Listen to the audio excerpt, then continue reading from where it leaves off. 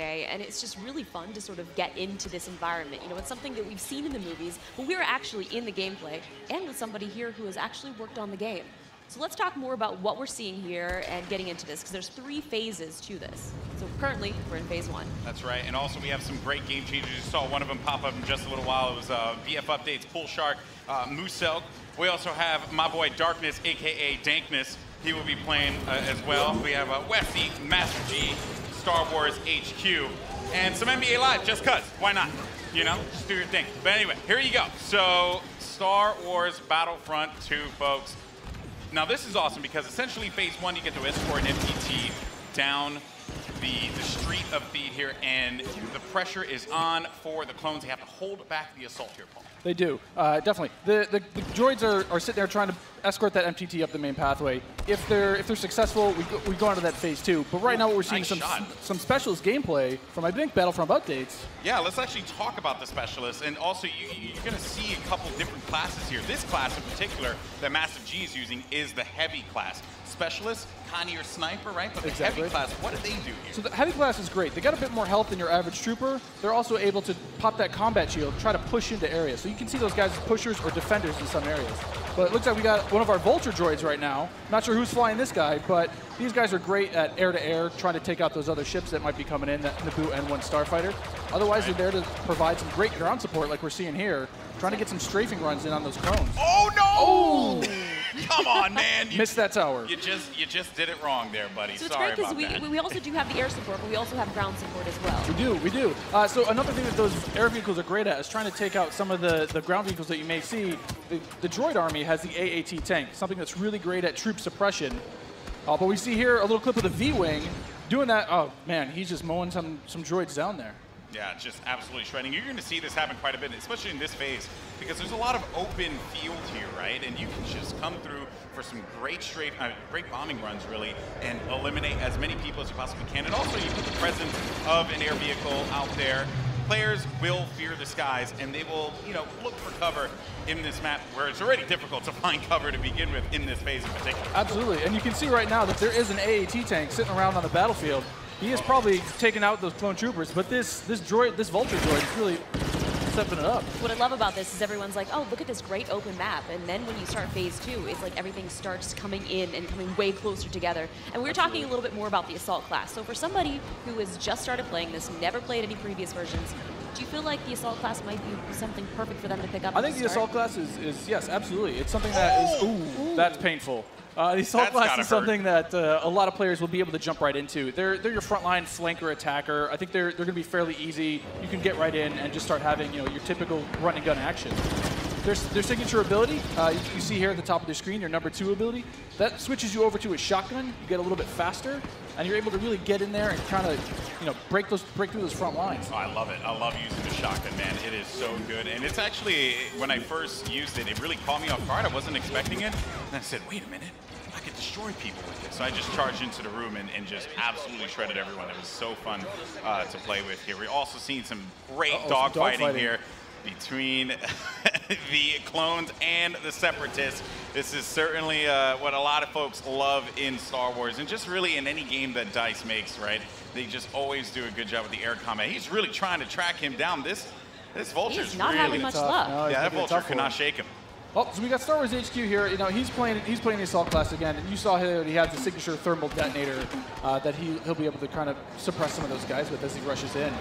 And there are different weapons as well. Like one of the guns that I would oftentimes use was the semi-automatic gun. It fired a lot slower, but you can get some great shots with it. And then there's also this nice compact SMG style blaster that really shreds through people in close range. I was using a little. I mean, we want to give you a little bit more weapon variety this time around, Yeah. Also, some AAT tank action here, and this is that doing what it does best. He's suppressing that point, trying to keep those clones out of the way. They're trying to make their way forward as the objective continues to march down. He has to get away from that. He's trying to, I don't know, is he trying to flank the tank? That's not smart. I don't know, man. Maybe he will. Maybe you saw a little combat roll there. Got to give you some escape options in case you get into some hairy action. Uh-oh, we didn't get to see this one before. Finally, we haven't. Some ATRTs, yes. So these are great for taking out those AATs. So these guys are a little quick. They have an ion charge ability. That way they'll be able to do a little bit more extra damage against the tank should they see it. So you can imagine like 3 or 4 of these on the battlefield really rushing around points. Like, look at this. He's just Can you stop someone out? What can you do with this? You can run someone over if you want. Oh, I was actually going to say, could I get shot off of it if I'm on top of it because my body's exposed? You can, yeah. That question was answered, you know, instantly. Almost immediately. Yeah, almost immediately. Oh, man. So, Mr. Musel here, you know, look for this guy to be on a tear a little bit later as well. And also, I did want to highlight, we had an officer, as a matter of fact, right in front of Star Wars HQ. We did, one of my favorite classes. What is it about the officer that makes it so unique? I mean, my Twitch skills aren't where they used to be. I'm a bit slower nowadays, but I'm able to really buff up my class, or buff up my teammates, try to let them get some extra health, let them push through the points faster. And, ooh. What happened there? Finally some good dogfighting going in there. Okay, so all right. And one starfighter. What's great about some of these starfighters is these are accessed through our new battle point system. So instead of finding a pickup token on the map like we used to in the last game, you're now able to, depending on how well you do, whether you're scoring points via kills, via team play assists, or you're playing the objective like we really want players to do, you're earning points continuously that will allow you to spend those on whether it be a special character, whether it be a vehicle, or even a hero.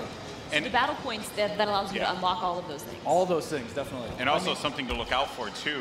When we get into phase 2, that's when battle points are really going to play a role there, right? I mean, right now, definitely you see a lot more. It's an open space. You have time for this air combat, there's some vehicle gameplay. But once we get inside, it's going to be a different story. That's right. Things are definitely going to heat up. And what is this happening, right? This is a lock-on just trying to shake him out? Yep. Yeah, they better enjoy their air combat here, because that's not going to be happening for much longer. Oh, Massive G is just destroying him. Oh, no, he got picked off. Nice job. But he was doing what he needed to do, support his team, right? It's that combined arms fire. You want to make sure that somebody's trying to cover you from the air. Oh, boy. So, and you can see after every respawn as well, you get those how many points you're earning. Right? So That's you right. can use those later on. Got some specialist gameplay here as well. Maybe you can take off a couple faces, perhaps. And so in the specialist class, you can also deploy different types of traps as well. Yeah, absolutely. So they have access to a trip mine. So if you want to sit there and you want to be, that true sniper character, you set up some trip mines behind yourself, make sure nobody can flank you. But really, you're there to provide some of that cover fire for your troops downrange. And it's especially potent in this area because it is such a big open area. So that specialist will really shine in phase 1. Some more bombing runs here and just absolutely tearing them up. I have to say, man, Musel is killing it in this world. Again, he's doing great. Oh, and we see there one of the officer classes right next to one of the clones. Officer, fantastic for pushing, right? You want to be able to push the objective. Definitely. Support your team. Like, if you are playing with your buddies, you want to be able to have at least one officer available because he keeps you going in the fight. At least. I mean, they really help push, when those heavies are trying to drive towards a point, you got your officers behind you, giving you some extra health, making sure that you're still able to complete that push. Or on the opposite side, if you're one of the droids and you really need to lock down a point, the officers have access to a turret that they can place on the ground and, give a little bit more fire support for that area. I'm trying to see if Massive G here is, he's really focused on the bombing runs, right? He's not trying to go into combat with Musel, who's up there. There's Darkness 429. Just shredding everyone up here. Maybe he can get a couple kills in the corner. He just went into siege mode? Yeah, this is happening. Oh, yeah, so tell us about the siege mode. How does this play out? In siege mode, for a limited time, you're able to just blow up some huge area effect shots. You lock down your position, but you're able to have a lot more firepower. We also just saw the B2 Super Battle Droid there as well. That's something you can get with Battle Points favorites as well. Another one of my favorites. Yeah, you can grab those guys via the battle point system. Those guys, great at pushing points again. They have high health, a lot of rapid fire. Oh, here we go. Oh, there it is. And this big explosion indicates phase 1 is over. Now we start phase 2, and this is when the action really begins to pick up here because it gets really tight inside of that building, and players need to be mindful of that and look for this B2 to just shred through everyone, especially with that cooling ability that he has, to be able to keep him just constantly shooting in the fight. He's gonna make a huge difference here as the fight moves inside. I mean, there's gonna be narrow pathways. He's gonna be able to just shred as soon as anybody gets in his way because it's those narrow corridors. It's gonna be trouble. And just waiting for the prime opportunity to push up here. Players falling, got White Boy there, and here we go. This is some Darth Maul action. Here we go, folks. This is where it starts to get interesting. This is scary. Darth Maul will excel in phase 2 and phase 3 as you're inside. I mean, he's a great mobile attacker. he's going to sit there with his such lightsaber. Close quarters too. So he's absolutely perfect for that. Absolutely. I mean, some of his abilities you can see here. He's got that spin attack. He's able to just rush in and out of combat and just take guys out in the process. It was funny. I was talking to Musel earlier, and he was using Darth Maul, and he was saying how there's Boba Fett as well. But he was talking about how he wishes Darth Maul could reflect. I was like, if he could reflect, he'd be too strong. Too powerful. He'd be way too strong. This is a good flank. That was a good flank by Boba Fett and Maul. Just shredded the clone army, unfortunately. What role does Boba Fett fill in this battle? Boba Fett is definitely a hunter-killer. So if the clone army is able to get some of their heroes in play, like this is where Boba Fett will really shine. Is with that jetpack of his, he's able to kind of float above the battlefield, fire off some rockets, and really just take out an individual target. And so what difference does he have from the last game? From the last game, we've given him a bit new tricks. He's got a new concussion rocket that will really disorient players completely. But he also has this rocket barrage instead of just one rocket. He's able to really just lay down some suppressive fire. Nice. Also, one thing to keep in mind, we saw the B2, here we go. But on the clone side, you know, there are specialists